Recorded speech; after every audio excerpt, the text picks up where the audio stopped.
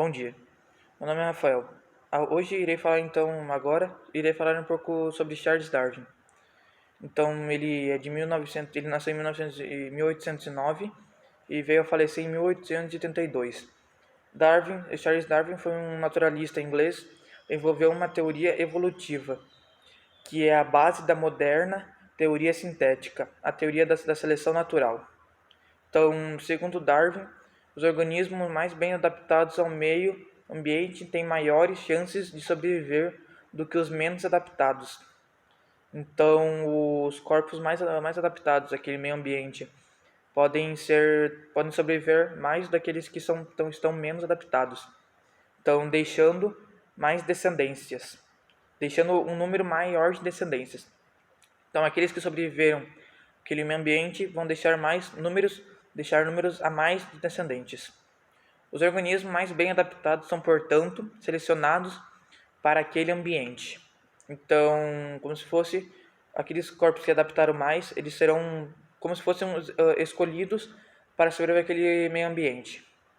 Então, Charles Darwin fez os princípios básicos das ideias, que podem ser resumidos no seguinte modo. Então, os indivíduos de uma mesma espécie apresentam variações em todos os caracteres, portanto, idênticos entre si. Isto é, então, os indivíduos das espécies apresentam mais variações de todos os caracteres assim, não vão ser idênticos às suas descendências anteriores. Conforme eles vão sofrendo modificações, eles não vão sendo mais idênticos às suas gerações anteriores. Então, no segundo ponto, todos os organismos têm grande característica de reprodução, produzindo muitos descendentes. Então, todo organismo tem como fazer bastante produções, produzindo muitas descendências.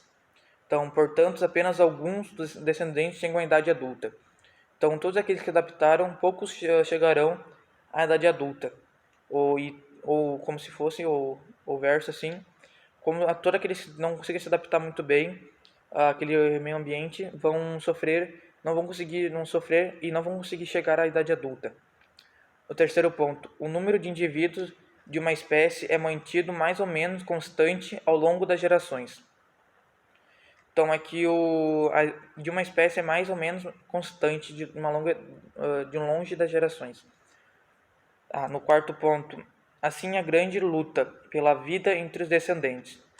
Então, assim como aqueles que sobreviveram, aqueles que não conseguiram se adaptar muito ao meio ambiente, vão lutar pela vida entre os descendentes, aqueles que só conseguiram sobreviver.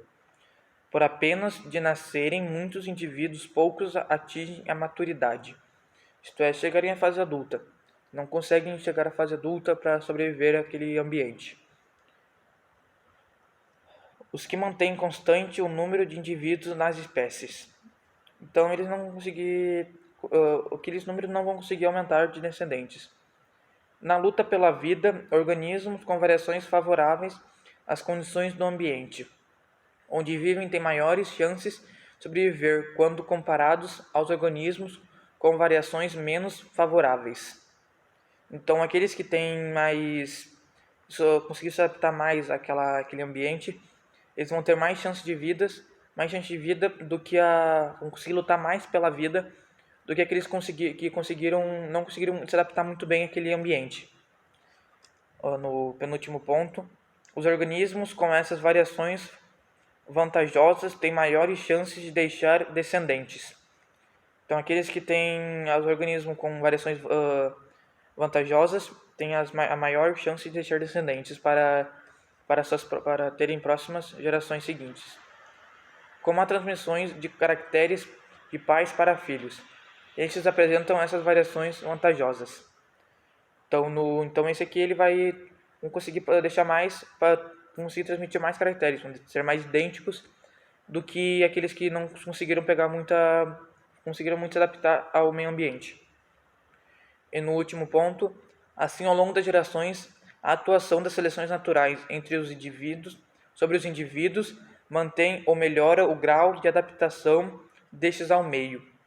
Então, como forma que eles lá conseguiram, os pais deles, né, as gerações anteriores, conseguiram a se adaptar, as gerações seguintes também irão conseguir se adaptar muito bem a esses meio ambiente. Então, agora eu irei falar sobre a teoria sintética da evolução. A teoria sintética da evolução, ou neodarwinismo, foi formulada por vários pesquisadores durante anos de estudos, tornando como essências as noções de Darwin sobre a seleção natural, incorporando sobre as atuais de genética. As mais importantes contribuições individual da genética extraída dos trabalhos de Mendel substituiu o conceito atingido por herança através da mistura de sangue pelo conceito de herança através de partículas, os genes. A teoria sintética considera, conforme Darwin já havia feito, a população entre unidade evolutiva. A população pode ser definida como grupamento de indivíduos de uma mesma espécie que ocorre em uma mesma área geográfica, em um mesmo intervalo de tempo. Para melhor compreender esta definição, é importante conhecer o conceito biológico de espécies de espécie, agrupamento de populações naturais, real ou potenciamento, intercruzantes e reprodutivamente, isolados de outros grupos de organismos.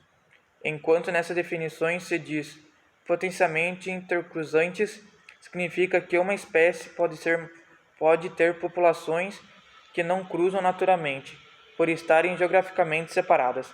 Entretanto, colocadas artificialmente em contato, haverá cruzamento entre os indivíduos com descendentes férteis. Então, foi isso que eu tinha para falar sobre a teoria segundo Charles Darwin. Tenha um bom dia.